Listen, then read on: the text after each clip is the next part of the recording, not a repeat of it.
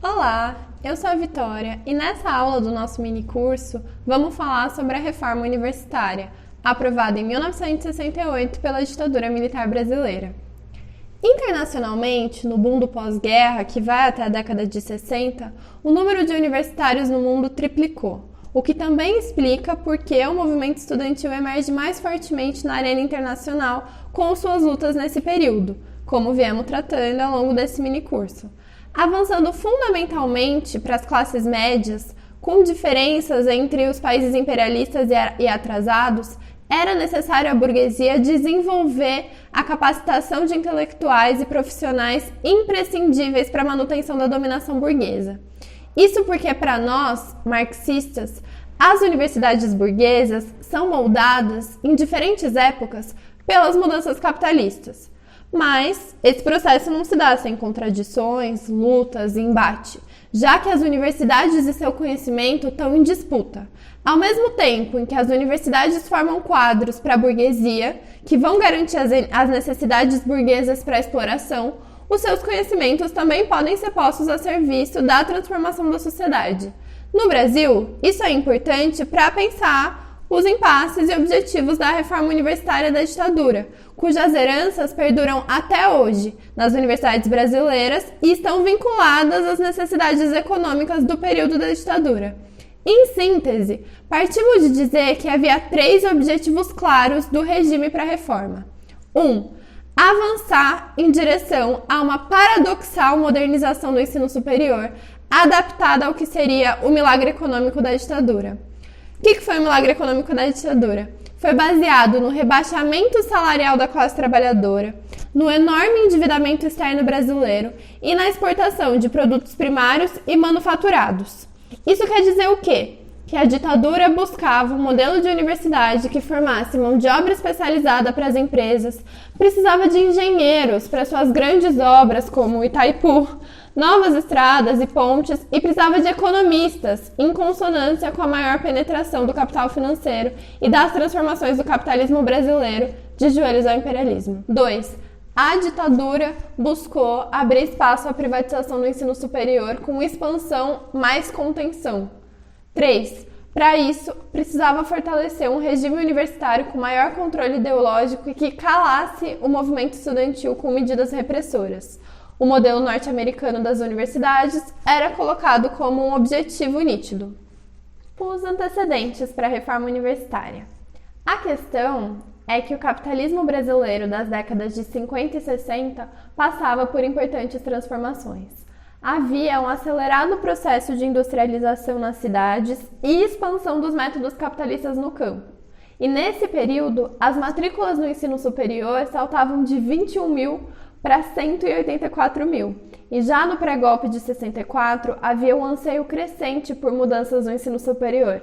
Esses anseios combinavam docentes, pesquisadores, estudantes que demandavam uma reforma que aprofundasse a produção científica e tecnológica nas universidades, por um lado, e, por outro lado, também no movimento estudantil se levantava a necessidade do fim do sistema de cátedras que vinha desde o Império e concedia poderes plenos e vitalícios a determinadas cadeiras de professores nas universidades, o combate ao caráter elitista do acesso ao ensino, a atualização dos currículos e a ampliação da participação dos estudantes na estrutura de poder. O tema dos excedentes, isto é, dos jovens que eram aprovados no vestibular, mas não podiam efetuar suas matrículas por falta de vagas, foi um foco de tensão constante em toda a década de 60.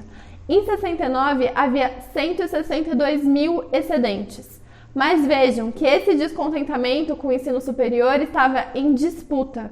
Poderia servir como ponto de partida do questionamento da universidade de classes, do modelo vigente do ensino superior, ao questionamento da sociedade de classes, como diziam os estudantes franceses em maio de 68, aliando estudantes e trabalhadores, para que essa defesa de modernização nas universidades não fosse no sentido de um conhecimento a serviço de mais exploração, submissão imperialista, e sim da radical transformação da sociedade para libertar o conhecimento das amarras capitalistas, ou derrotando o movimento estudantil, poderia ser canalizado para o projeto da ditadura, um projeto de universidade construído em acordo com o imperialismo. Nas palavras do grupo de trabalho da ditadura sobre a reforma universitária, a universidade se expandiu, mas em seu cerne permanece a mesma estrutura anacrônica a entravar o processo de desenvolvimento e os germes da inovação.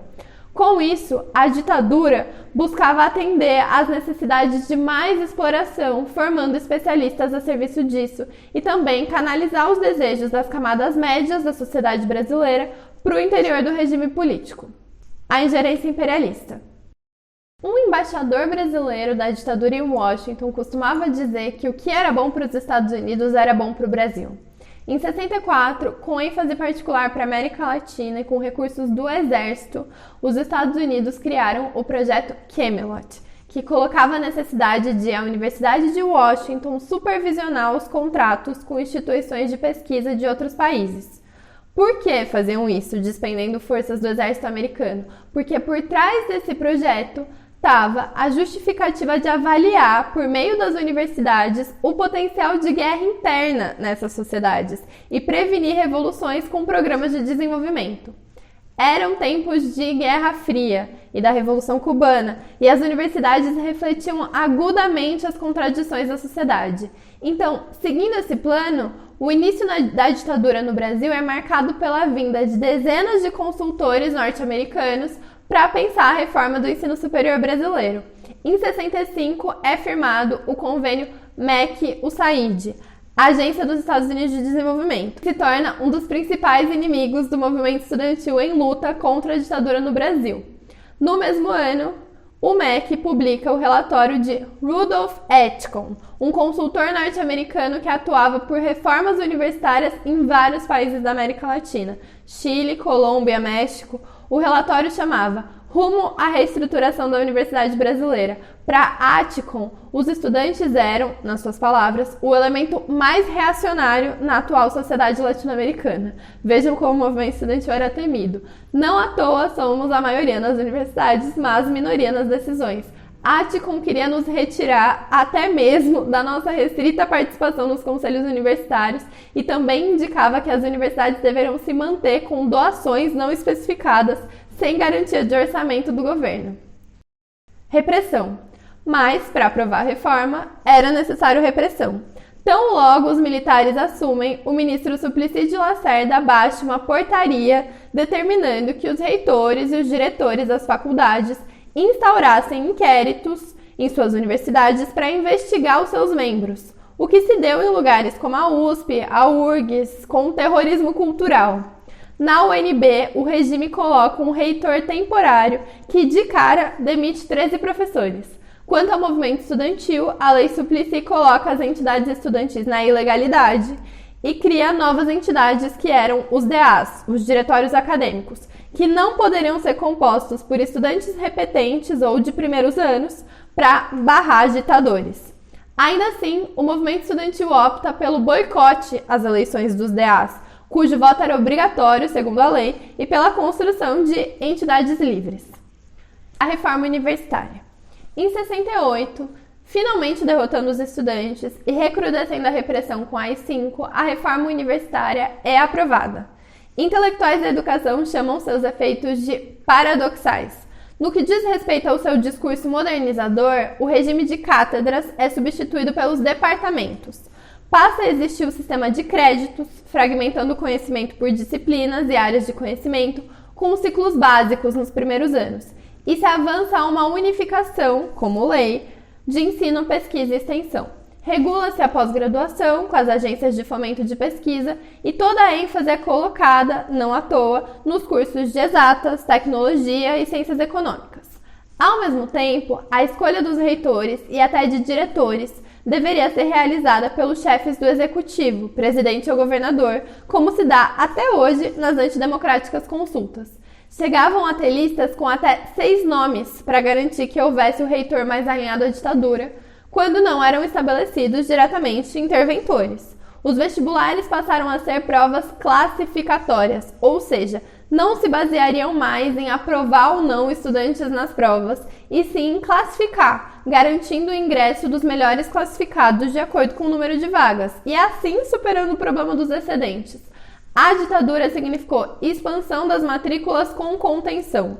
Por isso também significou privatização. Em 65, o Plano Nacional de Educação é revisto e se destina 5% do Fundo Nacional do Ensino Superior para instituições particulares. Isso, combinado à permissão de criação de estabelecimentos isolados na reforma, abre margem para privatização e precarização. Entre 65 e 80, as matrículas do setor privado passaram de 44% do total para 64%. Hoje, há mais de uma década da crise capitalista internacional e há 53 anos de 68, quando o que está reservado ao futuro da maioria da juventude é desemprego, precarização ou a bala da polícia, é preciso defender as universidades contra todos os ataques que querem que paguemos a crise dos capitalistas. A tarefa de varrer as heranças da ditadura nas nossas universidades, heranças que se expressam nos próprios estatutos, nas antidemocráticas consultas e agora nos interventores de Bolsonaro, segue mais atual do que nunca, com um governo e militares que comemoram o golpe de 64.